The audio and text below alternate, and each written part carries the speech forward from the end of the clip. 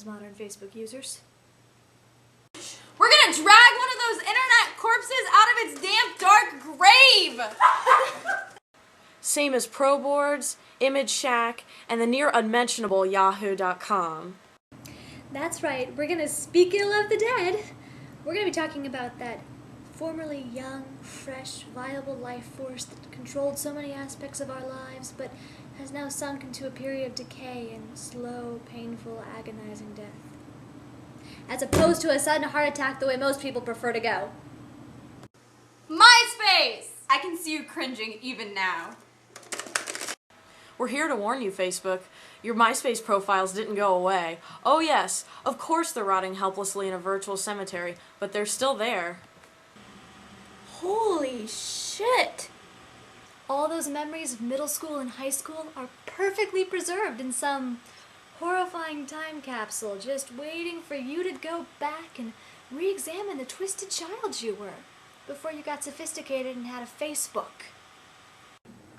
So, I'm daring you to go back on and check this out.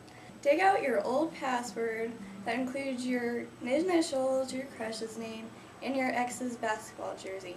Give yourself a break. You're still hung up on him. I mean, come on. Probably the first thing you'll notice about yourself from 2006 is that, well, you were ugly, and you managed to pick the most perfect profile picture for showing off your adolescent features. Also, your primitive version of iPhoto wasn't yet really smooth at editing out acne from your adolescent face. So not only is it apparent that you had the acne, it's also apparent that you were already a good little American narcissist trying to look hot online. Smudgy spray paint look on your face? Sexy. The next thing you'll probably notice is that you lied about your age. Since MySpace profiles showed off your age in a size 20 font, you didn't want the whole world knowing that you were 14. So your displayed age averaged at about 3 years older than the one on your birth certificate. Because 17-year-olds were so cool, right? I mean, we're seniors, baby! And that means those 20-year-olds would stalk your profile waiting for it to turn 18 so they could be, you know, legit. They wouldn't have to fuck around with the underages because you gotta be 16 to consent, but 18 to... So once you turned 18, they'd send pictures of their abs to you. And since you couldn't count, the fact that they had obviously photoshopped a 12-pack as opposed to a 6-pack didn't entirely hit you. Baby, check out my body, yo! Alien hotness? I dig. Damn. Oh my god.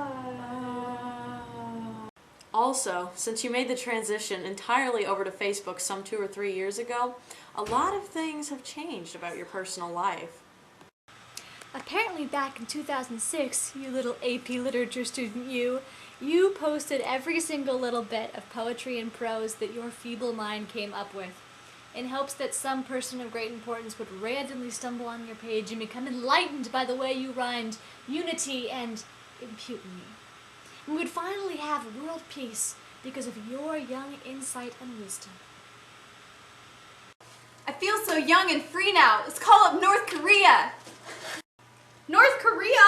What? And then maybe, just maybe, you would become famous and get the credit that you deserve as the next great American writer! And we'd be rich! Rich, bitch! Rich! What? But the worst mark of shame you'll find upon examining your MySpace, you didn't change your relationship status with so-and-so from sophomore year. That's right, that bitch is still in your profile picture. She's still up there on your top friends. Where the fuck am I? Am I in your top friends? Your fucking glitter, bedazzled top friends? No, and you know what? She's still in your About Me section too. So explain that to me. Which, by the way, stated that you're a mother nigga looking for a good time. We're too cheap and lazy to insert a beep, so we make our own. Deal with it. If you're the girl in this situation, you realize that A, he used to give you love bites like the Killer Bunny from Monty Python. Yeah, that's a dated reference, but while MySpace has gotten old, Monty Python simply hasn't and probably never will. And B, you took a picture of this horrifying reddened mark and made it your profile picture. Hey, why is there a picture of your neck here? What happened? It looks terrible. What's it look like? It's all bloody and disgusting. It looks like a vampire, like, chewed a piece off your neck. Ah, that was before the Twilight series. So here's the good news, former MySpace users. You don't have to keep those things around. After you've scavenged a few photos from the pie eating contest from freshman year, you can delete the sucker forever. Well, I should probably save this photo of me and Tyler dating, because even if he was dumpster freak back then, he's hot and desirable now.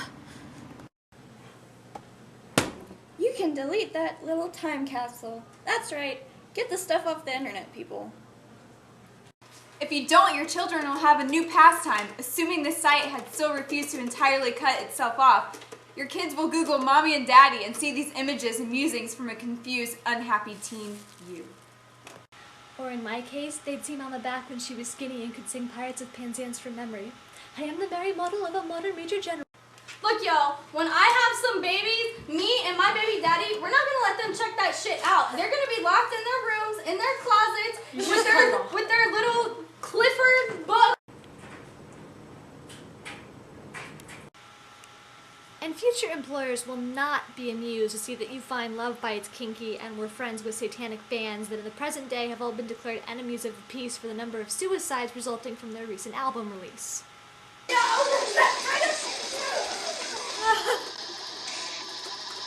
Wow! Dude, not cool. So heed our advice, go check yourself out from sophomore year of high school, and then run! Burn the corpse! So we don't have to rebury it. Redefine yourself as a sustainable life force.